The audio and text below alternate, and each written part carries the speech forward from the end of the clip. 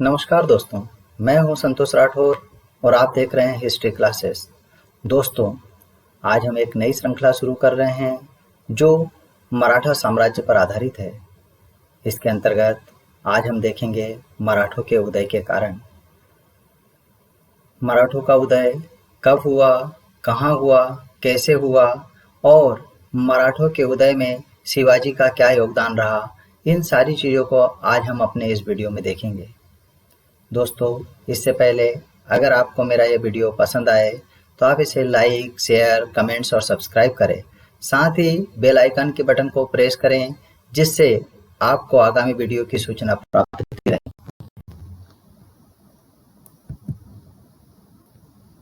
आइए अब हम जानते हैं मराठों के उदय के कारण।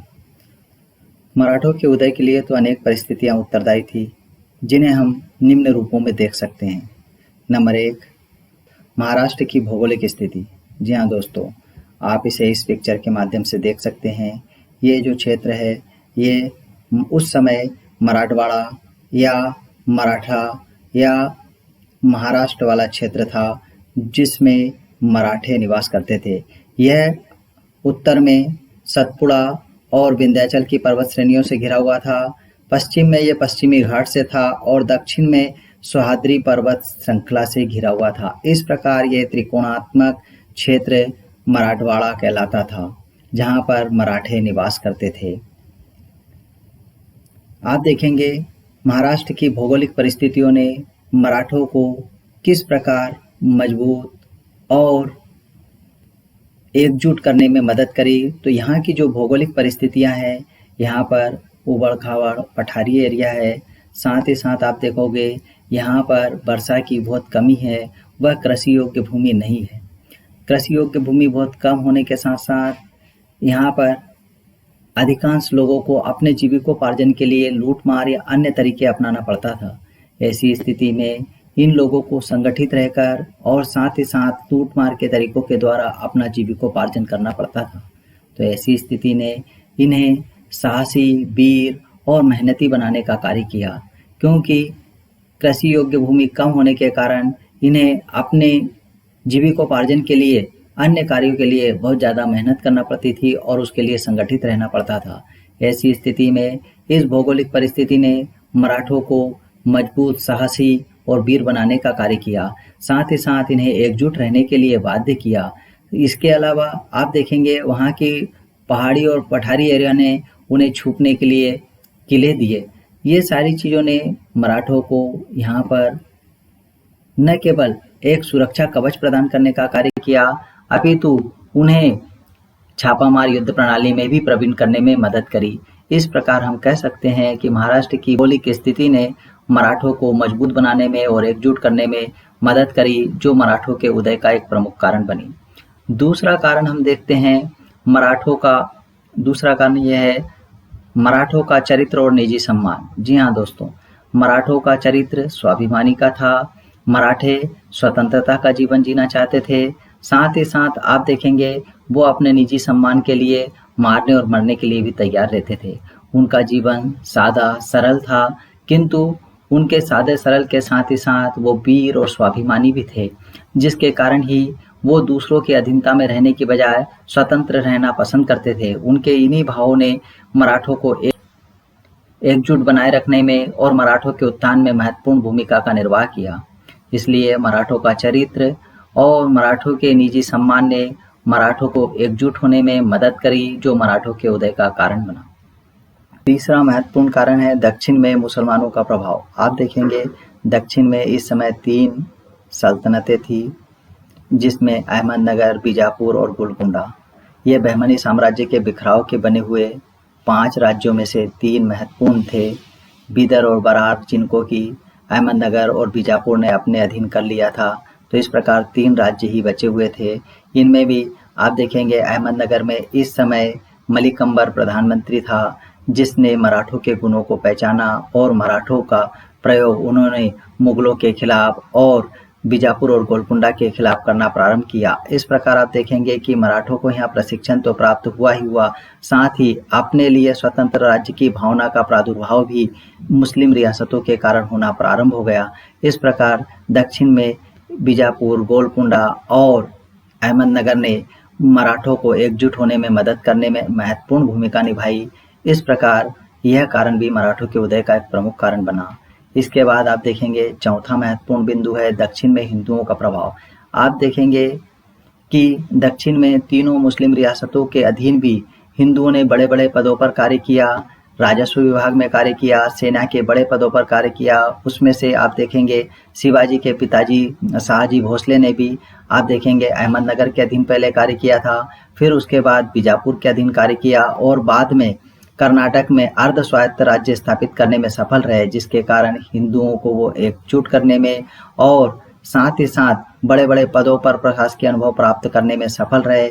इस प्रकार आप देखेंगे दक्षिण में हिंदुओं का प्रभाव और वर्चस्व को बढ़ाने में इन बड़े बड़े पदों ने अहम भूमिका का निर्वाह किया, जिसके कारण मराठे उनके अधीन होकर एकजुट हुए, जिससे मराठों का उदय होने में यह बिंदु भी एक प्रमुख कारण सिद्ध हुआ। इसके बाद आप देखेंगे युद्ध कला और प्रशासन में प्रशिक्षण। जैसे मैंने आपको बताया कि दक्षिण में मुसलमानी रियासतों के अधीन मराठों ने कार्य किया, जिससे उन्हें युद्ध कला और प्रशासन में प्रशिक्षण प्राप्त हुआ, जिससे वह अपने लिए स्वतंत्र राज्य स्थापित करते समय इस युद्ध कला और प्रशासन में प्रशिक्षण का उपयोग कर सके और मराठों को अपने स्वाधीन राज्य स्थापित करने के लिए प्रेरणा प्राप्त हुई और इसी युद्ध कला और प्रशासन में प्रशिक्षण के बल पर वो अपना स्वतंत्र राज्य स्थापित करने में सफल रहे, जिसके कारण हम यह मानते हैं कि युद्ध कला और प्रशासन में प्रशिक्षण भी मराठों के उदय का एक प्रमुख कारण रहा। इसके बाद हम बात करते हैं मुगलों की दक्षिण नीति। आप देखेंगे जहांगीर, शाहजहां और औरंगजेब ने दक्षिण में भी अपने साम्राज्य को विस्तारित करने का प्रयास किया, जिसमें आप देखोगे कि मुगलों ने दक्षिण में भी जब मुस्लिम साम्राज्य स्थापित करने की बात करी तो ऐसी स्थिति में मराठों को, जो स्वतंत्र रहने के पहले से ही आदी थे, मुगलों के खिलाफ लड़ने के लिए बाध्य होना पड़ा और इसी लड़ने की भावना ने उन्हें एकजुट किया और साथ ही साथ अपने स्वतंत्र अस्तित्व को बचाए रखने के लिए अपने अलग राष्ट्र की और अपने अलग राज्य की स्थापना के लिए प्रेरणा देने का कार्य किया। इस प्रकार हम कह सकते हैं कि मुगलों की दक्षिण नीति भी मराठों के उत्थान का एक प्रमुख कारण बनी। इसके बाद अगला कारण आता है भक्ति आंदोलन। इस समय आप देखेंगे कि पूरे भारत में भक्ति आंदोलन जोर शोर से चल रहा था और इसका प्रभाव दक्षिण में भी अछूता नहीं था। इस समय दक्षिण भारत में रामदास, तुकाराम, बामन पंडित, एकनाथ जैसे महत्वपूर्ण संत थे, जिन्होंने अपने भक्ति गीतों और मराठी भाषा के माध्यम से लोगों को प्रेरित करने का कार्य किया, मलेच्छों से मुक्ति प्राप्त करने के लिए प्रेरित करने का कार्य किया। साथ ही साथ मराठों को एकजुट होकर अपना स्वराज्य स्थापित करने के लिए प्रेरित करने का कार्य किया, जिसके कारण दक्षिण भारत में सारे मराठे एकजुट हुए और उन्होंने एक स्वतंत्र मराठा राज्य की स्थापना करने का प्रयास किया। इस प्रकार भक्ति आंदोलन भी मराठों के उत्थान में एक प्रमुख कारण सिद्ध हुआ। अगला पॉइंट है साहित्य और भाषा का योगदान। आप देखोगे साहित्य और भाषा का हर प्रदेश में अपना महत्वपूर्ण योगदान होता है। ऐसे ही मराठी भाषा और मराठी साहित्य ने मराठी लोगों के लिए प्रेरणा स्रोत का कार्य किया, उन्हें एकता के सूत्र में बांधने का कार्य किया, उन्हें अपने राष्ट्र के प्रति सर्वस्व अर्पण करने की भावना भरने का कार्य किया। इस प्रकार भक्ति आंदोलन के साथ साथ साहित्य और भाषा ने भी मराठों को एकजुट होकर मराठों के उत्थान में महत्वपूर्ण भूमिका का निर्वाह किया। अब बात आती है शिवाजी के योगदान की।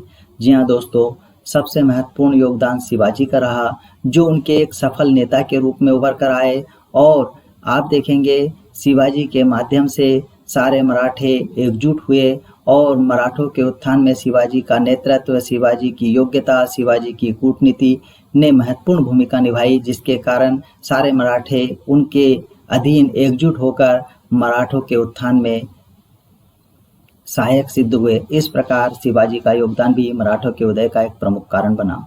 इसके साथ ही आप देखेंगे जीजाबाई का योगदान। जीजाबाई ने शिवाजी जैसा योद्धा उत्पन्न किया, शिवाजी जैसे योद्धा को जन्म दिया और साथ ही साथ उनकी प्रथम गुरु बनने के साथ उन्हें वीर और साहसी जैसे को भरने का कार्य किया। उन्हें शुरू से ही रामायण, महाभारत जैसे ग्रंथों के माध्यम से उनके अंदर वीरता के गुणों को भरने का कार्य किया। इसके कारण हम कह सकते हैं कि जीजाबाई का योगदान भी शिवाजी और मराठा के उत्थान में महत्वपूर्ण भूमिका निभाने वाला बना। इसके साथ ही साथ दादाजी कोंडदेव जो शिवाजी के संरक्षक थे, साथ ही साथ उन्हें तलवारबाजी और युद्ध कला सिखाने का कार्य करते थे। इसके अलावा उन्होंने अन्य मराठा योद्धाओं को भी तलवारबाजी के गुण सिखाने का कार्य किया। इसलिए हम कह सकते हैं कि दादाजी कोंडदेव ने भी शिवाजी के उत्थान में और मराठों के उत्थान में महत्वपूर्ण भूमिका का निर्वाह किया। इसके साथ ही उनके आध्यात्मिक गुरु रामदास का प्रभाव भी मराठों के लिए और शिवाजी के लिए, दोनों के लिए ही उत्थान का प्रमुख कारण बना, क्योंकि उनके आध्यात्मिक गुरु रामदास ने जहां शिवाजी में अपने स्वतंत्र राष्ट्र को स्थापित करने की भावना भरी, वहीं सारे मराठों को एकजुट होकर शिवाजी के नेतृत्व में लाने का कार्य करने में अहम भूमिका का निर्वाह किया। इस कारण हम कह सकते हैं कि आध्यात्मिक गुरु रामदास की भूमिका भी मराठों के उत्थान में महत्वपूर्ण सिद्ध हुई।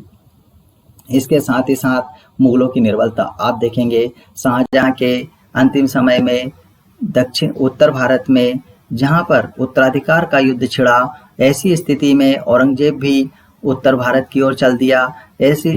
इस कारण दक्षिण भारत में मुगलों की स्थिति कमजोर हो गई और इस बात का फायदा मराठों ने उठाया और अपने साम्राज्य का विस्तार करना और अपने आप को स्वतंत्र राष्ट्र के रूप में स्थापित करने का कार्य करना प्रारंभ कर दिया। इस प्रकार हम कह सकते हैं कि मुगलों की निर्बलता भी मराठों के उत्थान में एक प्रमुख कारण सिद्ध हुई। इस प्रकार ये सारे कारण थे जिनके कारण दक्षिण भारत में मराठों का उदय हुआ और जिन्होंने 16वीं 17वीं शताब्दी में अपनी महत्वपूर्ण भूमिका का निर्वाह किया। अब हम मराठा श्रृंखला के अंतर्गत अगले वीडियो में मराठा साम्राज्य के संस्थापक शिवाजी के विषय में विस्तार से देखेंगे।